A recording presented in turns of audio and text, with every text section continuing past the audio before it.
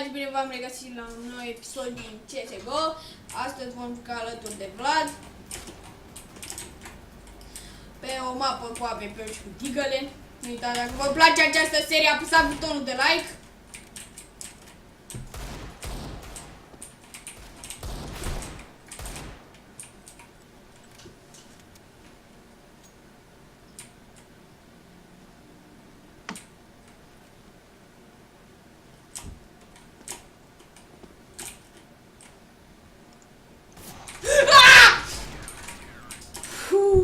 Ce frumos! În cap frumos! Ce mai zici, Vlade?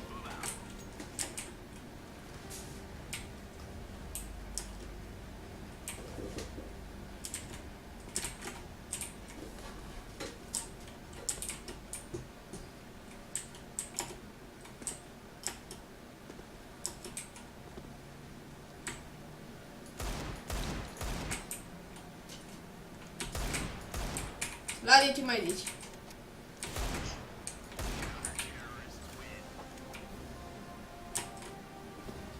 S-a supărat, cred. Și atunci, de ce nu vorbești? Ce să mai zic? Că nu pot să joc, tu nici nu știi cum se teleportează. Ce... Ți-am luat AVP-ul.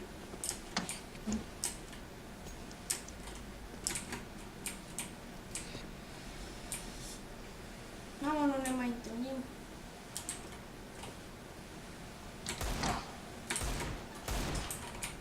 Nu te-am luat!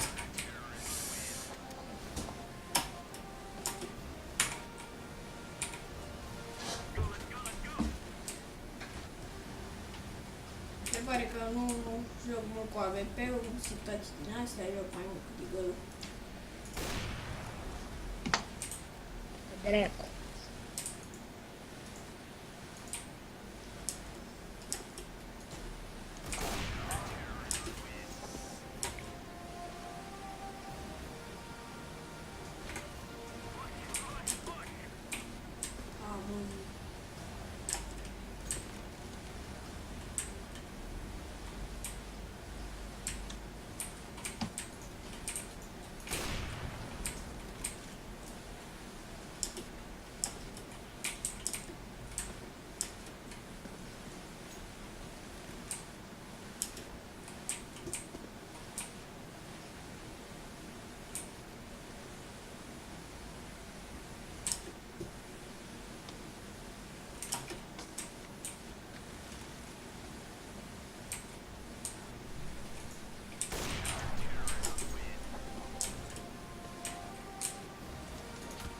Dați AVP-ului câștigat la contracte.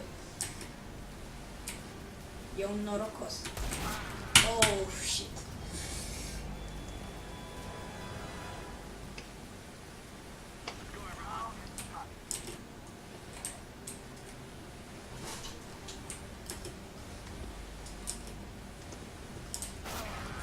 Mă. Am avut bula în prima oară cum am băgat pe site-ul ăla de pariuri pentru că erau poturi de râs. Acum bagă ăia numai Asimov pe ce armă vrei aproape. Ce? Pe ce site? pe CSGO Fair Play. Erau potul înainte, n-aveau ăia, abia că băgase unul a cablu. Dar ai câștigat niște iteme? Am câștigat 66, dracu, dar s-au dus toate la pariuri aproape. Iar la pariuri și la contract 10, plus că mare parte erau cutii. Dacă le număr, sunt aproape 20 de cutii. Hai să-ți iau AVP-ul. Bă! Mă uit de 5 secunde la tine.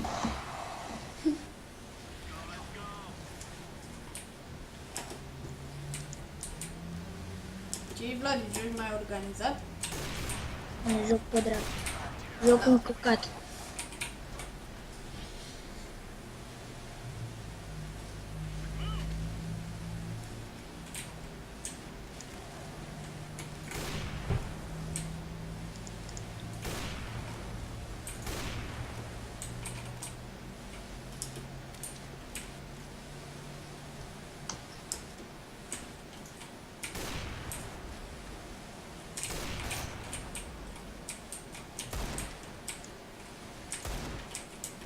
A, mai e 7 HP, nu?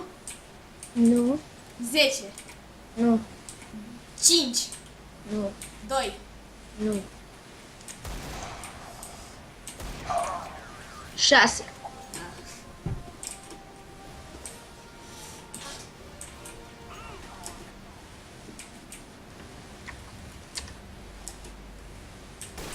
Oh! Nice. Ți-a plăcut, Vladi, când am căzut, ți-am dat un scop. Mhm.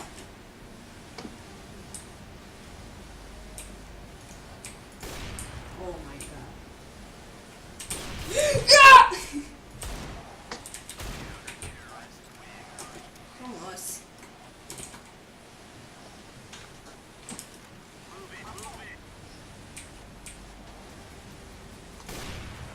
Fii atent. Stai. Cum e?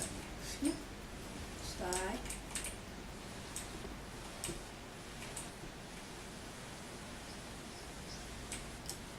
Nu încoace. Ești aici. Nu ești aici. Ești aici. Nu ești aici. Ești aici.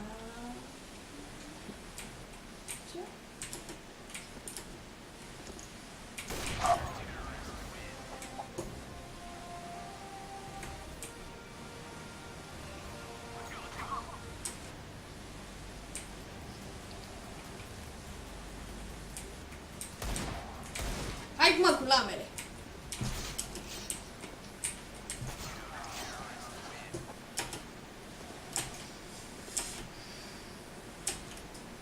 E supărat Vlad de pe viață? Da. De ce? Începe școala. Hai cu lama. Nu. Cămeș. Ah. Trebuie școala.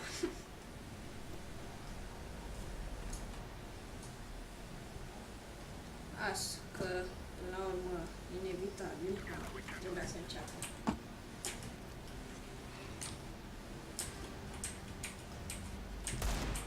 Mamă, ce ți-a trecut aia pe lângă cap. Bă, iar ți-am dat pe lângă. Iar ți-am dat pe lângă. Iar ți-am dat pe lângă. Nu ți-am mai dat pe lângă. Ba da. Ți-am dat pe lângă. Ți-am dat. Nu ți-am dat. Ți-am dat. Fac.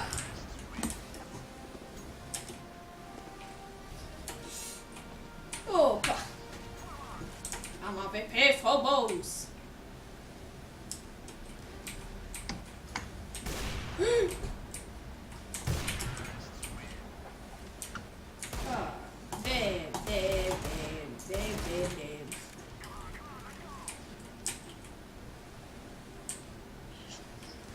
Ai văzut cine a intrat ca spectator? Am văzut. Prietenul nostru. Mai ales al tău. Da.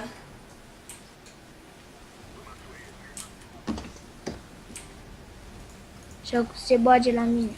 Că-i dau kick în secunda 2. Aoleu. Vreau să-ți iau Phobosul. No time. A, da. L-am luat.